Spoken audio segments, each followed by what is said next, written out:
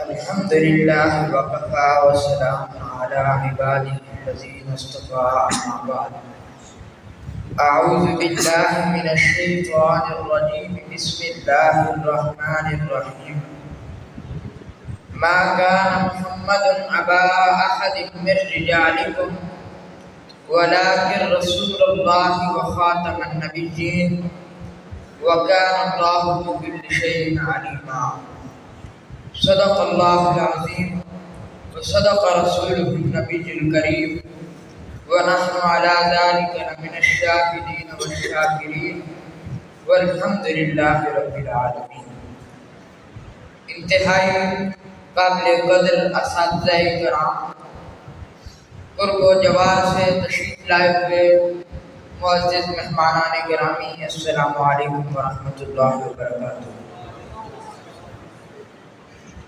مجلس احرار اسلام کے 46واں سالانہ اجتماع بسلسلہ مجلس قرات کے اندر مجھے گفتگو کرنے کا موقع ملا. یہ میں اپنے لیے بہت بڑی سعادت سمجھتا ہوں. میری تقریر کا عنوان ختم نبوت ہے. اللہ رب العزت نے انسانیت کو پیدا کیا اور انسانیت کی ہدایت کے لیے انبیاء کرام علیہم السلام کا یہ مقدس سلسلہ شروع فرمایا. سب سے پہلے نبی حضرت آدم علیہ نبینا علیہ السلام ہیں اور آخری نبی حضرت محمد مصطفیٰ صلی اللہ علیہ وسلم ہیں.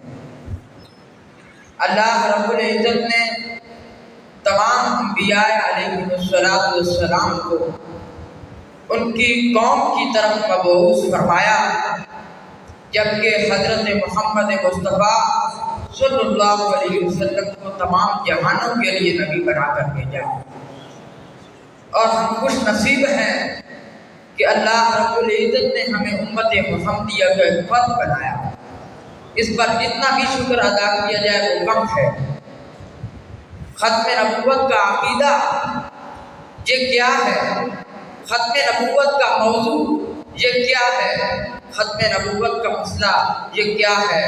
یقیناً یہ مسلمانوں کے لیے انتہائی اہم مسئلہ ہے.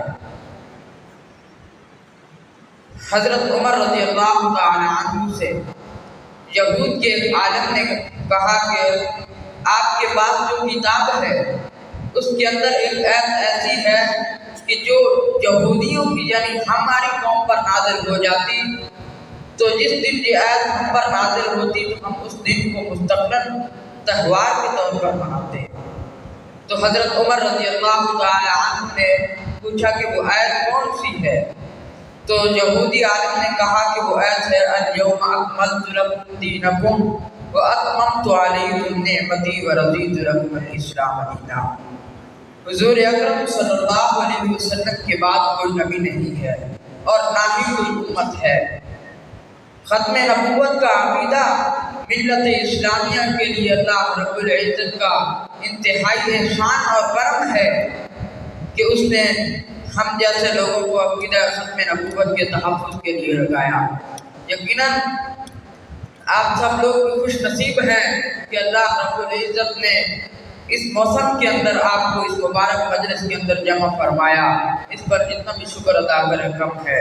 اسی پر اکتفا کرتا ہوں. وآخر دعوانا ان الحمد للہ رب العالمین.